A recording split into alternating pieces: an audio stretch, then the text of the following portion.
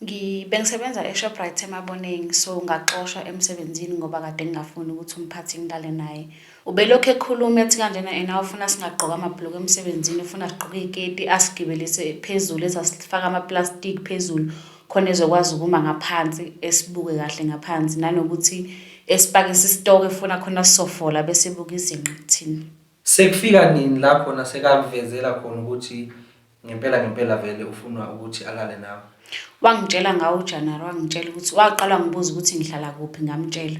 Wangibuza ukuthi ngihlala nobani, ngase ngamtshela ukuthi hayi mphathi ngicabanga ukuthi leyo nto leyo ayihlangene nomsebenzi ukuthi ngihlala nobani. Okwakho ukuthi ungitshela ukuthi ngenzeni emsebenzini. Wathi uzonginika lento engiyifunayo, ngambuza ukuthi ufunani. Wathi mina nawe ngifuna sibe ndawonye, ngamtshela ukuthi mina ngeke ngize ngiyenze leyo nto. Wathi uzobona mangabe ungayenzi lento engisho ngizokuxosha emsebenzini and ngizokwenza iexample, ngisazobaxosha futhi nabanye.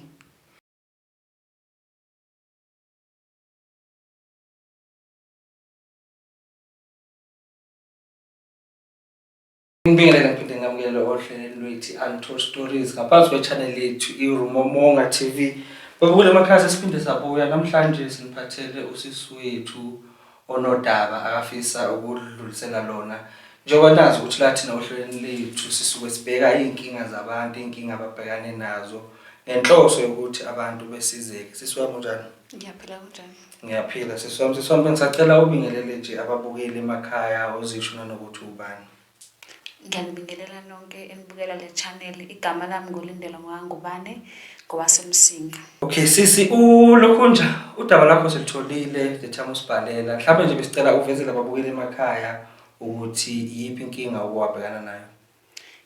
Bengisebenza eShoprite eMaboneng, so ngaxoshwa emsebenzini ngoba kade ngingafuni ukuthi umphathi ngilale naye. Wayefuna nenamba zami ngangamnika. Sisi ngicela nje sibuyele ekuqaleni emsebenzini before kwenzeke konke lokho. Uma usebenza emsebenzini bekunjani isimo phakathi kwakho nomphathi vele nje nisasebenzisana sukela emsebenzini before nize ngene kuzo zonke lezi inkinga lezi? Umphathi nje ubengasiphathi kahle sonke isitoro, uyahlukumezana. Ubesihlukumeza ngalendlela ukuthi besisebenzisa ama-overtime esingawaholeli.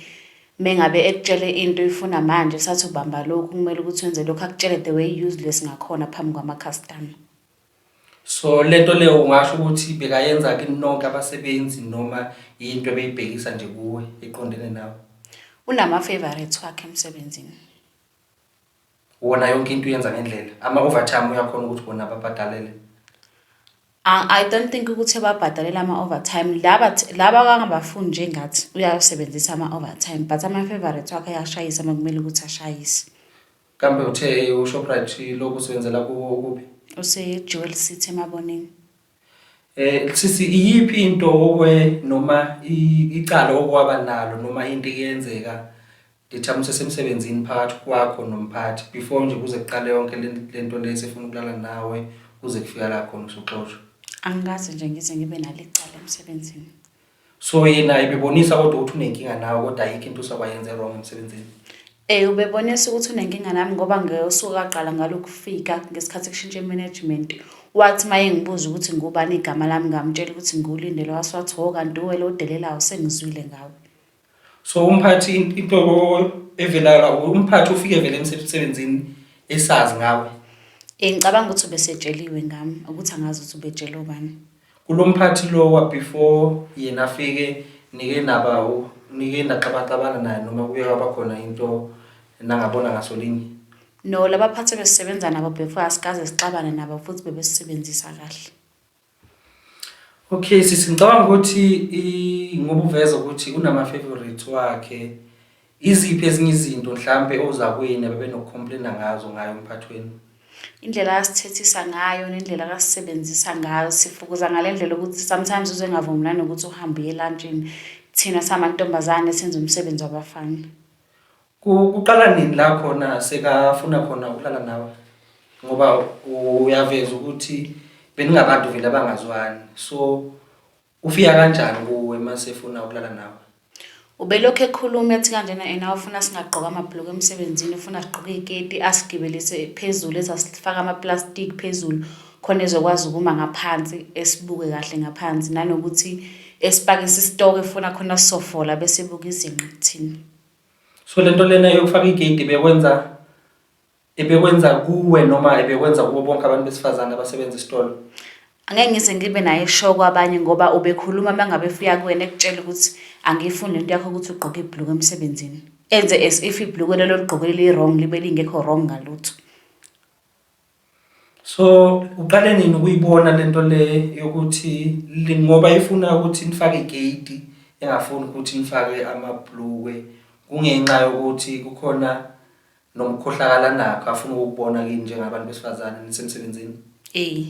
Qale ngoJanuary ngesikhathi sengishintsha ne-department ohamba ongisebenzisa phambili. So mhlawumbe kwenzakalani lapho mangathiwa nje utshela umbukile ekhaya? Ngesikhathi ngisebenza sekuthathe siyokusebenzisa ngaphambili. Phambili la sesigibela khona ke sisifaka ama-plastic phezulu sisihlale siseduze naye vele mawuse flow ila akubona khona kahle. So konke lokhu kwenza ngenhloso zokuthi ufuna ukuthi anibopole manigibele phezulu. Okay sisi, ngoba uyayiveza indaba ukuthi uye vele wafika wathi akayithanda lento yakho ukuthi ufake ibhulukwe emsebenzini. Sekufika nini lapho nasekakuvezela khona ukuthi ngempela vele ufuna ukuthi alale nawe?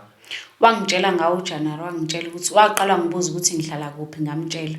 Waswangibuza ukuthi ngihlala nobani ngase ngamtshela ukuthi hayi mphathi ngicabanga ukuthi le nto le yayihlangene nomsebenzi ukuthi ngihlala nobani. Okwakho ukuthi ungitshela ukuthi ngenzeni emsebenzini. Wathi uzonginika lento engifuna ngambuza ukuthi ufunani. Wathi mina nawe ngifuna sibe ndawonye ngamtshela ukuthi mina ngeke ngize ngiyenze leyo nto le. Wathi uzobona mangabe ungayenzi lento engisho ngizokuxosha emsebenzini and ngizokwenza iexample ngisazobaxosha futhi nabanye. Bakhona vele seke wabaxosha phambilini vele? Bakhona sebexoshiwe emsebenzini phela abaningi. Mhlawumbe awutholanga ukuthi baxoshwa ngayiphi indlela noma nabo kwakuyiyo le ndlela ukuthi mhlawumbe balo ukuthi balale nawo mphathi?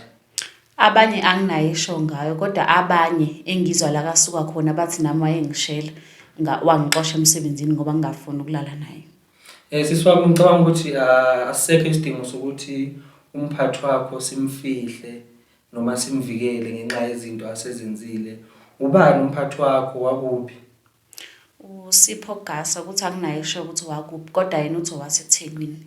WaseThekwini. Usho njalo. So anizange nikwazi ukuthi nilandelele nithole ukuthi la suka khona kwenzakaleni ukuze mhlawumbe atransferwe noma akhushulwe eze ngapha eGoli? Ngicabanga ukuthi ukusebenza eShoprite anginayo isho kahle hle uqalele la eGoli vele. Okay sisiwami, wanqaba ukulala naye umphathi wakho mhlawumbe ukusebenza kwakhe emsebenzini kwaphazamiseka kangakanani ngoba eshilo ekuvezile ukuthi nawe uzoxosha noma ukuthi awukhona ukuthi umnike lento la ayidingayo? Ngangivele emsebenzini ngingasekho right and ngizamile ukuyireporta ku-HR ngoba ngamtshela u-admin wathi u-admin mangimtshela wathi angibhale i-grievance mangiyibhala sokuyibhalela i-HR ngayibhalela i-HR ngayitshela ngingakayi nasekhesini ukuthi ushilo lo ukuthi uzongixosha mangabe ngingafuni ukulala naye. Shuthi u-HR akazange ayithathele phezulu ngoba ngamtshela emva kwalokho wathi uzobuyisa i-feedback kwagcina kuphelele lapho aze ngaxoshwa. U-HR umuntu wesifazane umuntu wesilisa? Umuntu wesifazane lo ngangikhuluma naye ebambele umuntu wesilisa oselifini. So kodwa konke lokhu kwenzeka ngaphansi kwakhe lo HR lo kukhona lo wesifazane? Kwakukhona lo wesifazane. Wamchazela lonke udaba ukuthi iziphi izinto azenzayo, uniqokisa igate ngoba efuna ukuthi anibopole yonke into nanokuthi ufuna ukulala nawe kodwa yena umuntu wesifazane akazange yonke le nto ayithathele phezulu? Ngamchazela but akazange ngithathe serious ngoba nakho akayilungisanga. So singasho ukuthi nayo HR mhlambe kungenzeka ukuthi uyasebenzisana naye umphathi wenu? Ngenzeka kube yasebenzisana. Okay sisikuba nini la khona usungena khona ecaleni lokuthi umphathi agcinaza kuxosha? Wangixosha ngoFebruary ngi-26 if I'm not mistaken. Mhlambe yini into oyenzile ukuze agcina kuxosha? Ngesikhathi sisebenza night shift mina ngedwa bangibhuka kwi-night shift ngiyintombazane ngangisebenza nabafana bodwa ngaleso sikhathi. So mangisebenza imanager ngangisebenza nayo uMr Zula ngithatha angifaka kwigrocery ngaleso sikhathi bengisebenza kwi-non-food. Mangisebenza kwigrocery ngimtshela isitoko sagrocery angisazi ethi angicela bengisize ngicela uBongani ukuthi Bongani ngicela ukuthi ungisize ngihambe ngithole isitoko sagrocery ngoba ngisazi sihlalaphi. uBongani uthe sangisiza kanjalo sadroba isitoko kwaqhamuka isecurity lathi hawu niyadlala Wambuza uBongani ukuthi hawu sidlani, akangasiphendula. Wangena ema-aisle wagoduzwa azothola ama-Pringles avuliwe. Akangakhuluma lutho futhi nathi asimazi ukuthi uyozokwenzani. Wathathwa wayisa kuMr Zulu, wafika wamtshela ukuthi siwadlile. Mayefika uMr Zulu asibize mase sopaka isitoko phambili ethi nangu security esho ukuthi benidla ama-Pringles emuva. Simtshela ukuthi thina security sifice siyimele siyidrowela isitoko. After lapho sethi sidla ama-Pringles. Wathi hayi qhubekani nisebenze. I-wrong lento eniyenza uma ukuthi niyenzile. Sisicela nje sibuyele emumva. Uthe unoBongani niyasebenza. Kungena i-security lithi niyadla la. I-security malifika linithola niyahlafuna yini vele lama-Pringles lawa lona maselwa bheka belavele phambi kwenu noma into afika iguduza wayibheka kule ndawo nisebenzela kuyo. Wasifica singahlafuni futhi ngithi ama-aisle ahlukene kayi-2. So ayese-aisle leli lisemva kwethu thina simile kule aisle sidroba isitoko khona. Okay, njengawe nje njengomuntu owayekhona kuleso simo leso noma kuleyo ndawo leyo yesigameko. Indlela angena ngayo ungena vele khona yini akwaziyo mhlawumbe khona yini akwaziyo ngalama-Pringles lawa mayengena ithi hawu niyadla la kodwa nidli. Indlela angena ngayo waqonda straight isho ukuthi la wakhona ama-Pringles engakusho mina mhlawumbe ukuthi yena wayevele wazi lawo ma-Pringles ukuthi aye kuphi ngaleso sikhathi. Njengoba uvezile ukuthi ngalelo langa ungasebenzi endaweni ojwayele ukusebenzela kuyo. Ubani oyekufake lapho ukuthi uhambe usebenzele lapho ngoba uveze nokuthi kwakuwedwa umuntu esifazane oyengena night shift ngalobo busuku lobo. Angifake umanager uMandla Zulu.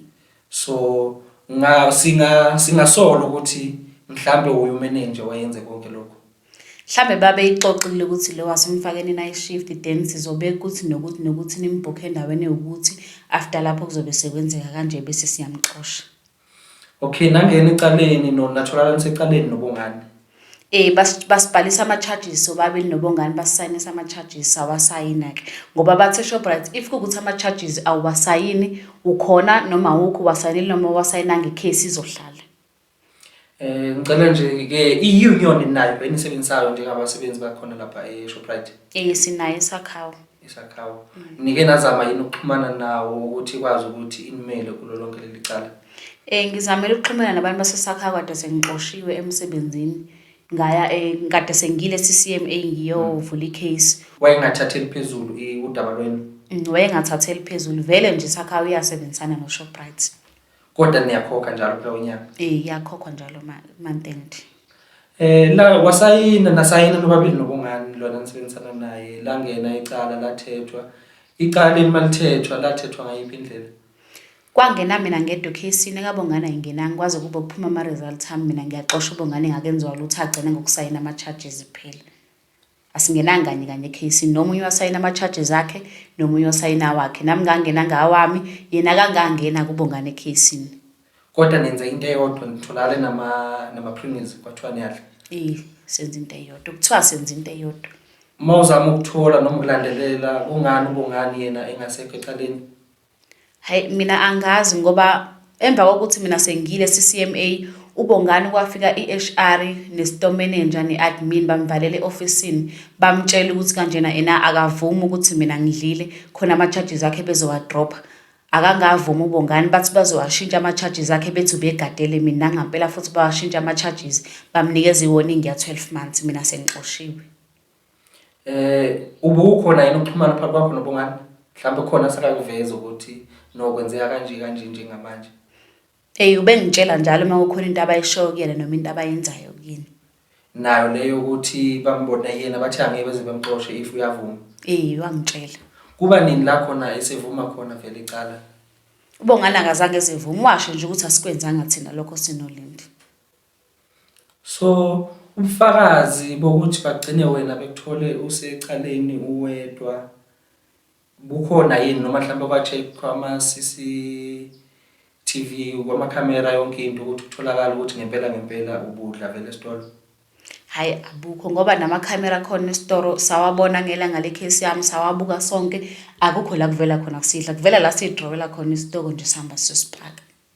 So baconclude ngaliphi ukuthi njengamanje usuyaxoshwa? Akukho la bathe khona ngidlile but mabe conclude abathi nje izinkulumo esilalelile ngokuthi uMr Zulu weaknessa wathi uyakholelwa ukuthi nidlile ngoba security ngeliqamba manga ngicabanga ukuthi into abayikhipha ku-outcome kwaba yileyo. Uba Mr Zulu Ile mene nje sasingene naye ebusuku. So yena uvikela i-security njengamanje uthi security angeliqamba manga lithi nidlile nebengadlanga. Lalikhona security ngelanga lecala. Lalikhona lalizo witness icompany nalo. Umuntu wayengekho nje uBongani lo wawunaye kodwa. uBongani wafika wazongiweaknessa naye base bamkhipha. Mayifika uBongani uyasho ukuthi nasikwenzanga konke lokho. Uyasho ukuthi asikwenzanga ngithi ama-weakness awangeni kanye angena ngokuhlukahlukana kwafika kwangena uMr Zulu lo wayezo-weakness icompany kwangena umdu i-security kwase kwagcina uBongani lo wayezo-weaknessa mina. Bukhona yini ubufakazi noma amaphepha njengoba uvezile ukuthi wazama nanokuxhumana nabo bonke abase-CCMA konke lo maphepha lawo sesenabo for leyo ma-report lapho? Amaphepha e-outcome ye-case akhona nawase-CCMA futhi akhona. Okunye ukwaveza indaba yokuthi u-admin kukhona into ayisho engazange uyingene kahle noma ikuphathe kahle iyakwenza futhi ube nemicabango eminingi ngabe yipi leyo nto leyo? U-admin ngelanga engizohamba ngalo sekuvelile ukuthi ngixoshiwe wangimisa lapha sengithi ngiyophuma ngomnyango wangitshela ukuthi noma ungaze uyithenge noma ungaze uye e-CCMA thina soyithenga ayikho icase eyake yaye e-CCMA thina sangayiwini futhi thina umuntu mase simxoshile akabuyi. Sisi nje bengicela nje ke sibheke ke singene kuwe lento lena iyakuhlukumeza kangakanani empilweni yakho? Ingihlukumezile ngoba mhlawumbe kube ngangixoshela into engiyaziyo ngabe sengiyekile nanokuthi ngilokhu ngiyilwisa le ndaba but ngoba ngixoshela into engingayazi ngoba uma bethi sadla sobabili noBongani security malisho njalo wayipho bexoshe mina ngedwa into efike ngihlukumeze kakhulu ukuthi umuntu afike akuhlukumeze emsebenzini afuna ukulala nawe leyo nto ikuphathe kabe ephinde ezokuqedela umsebenzi lokho akungiphethe kahle kakhulu. Mhlawumbe ungathini komunye umuntu wesifazane onalenkinga onayo njengamanje ngoba esikhathini samanje siyathola ukuthi abantu besifazane bayahlukumezeka emsebenzini abaphathi babo bafuna ukulala nabo uma engakwenzanga lokho kube ukuthi kufika la khona ukuthi ugcina khona uyaxoshwa? Into engayisho mina ukuthi kanjena ena if kuukuthi khona umuntu onomphathi wakhe akafuna ukulala naye ukuthi kumele ukuthi amreport in time okanye amvulele icase ngoba mina bathi angisakwazi ukuvula icase because icase kumele ibe u48 hours harassment.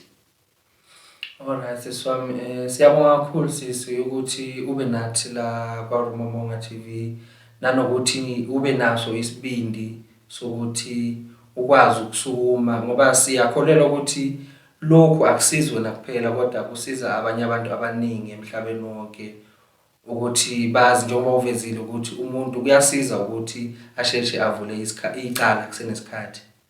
Mhlawumbe nje sesivala seswami ngabe ikuphi ofisa ukukusho?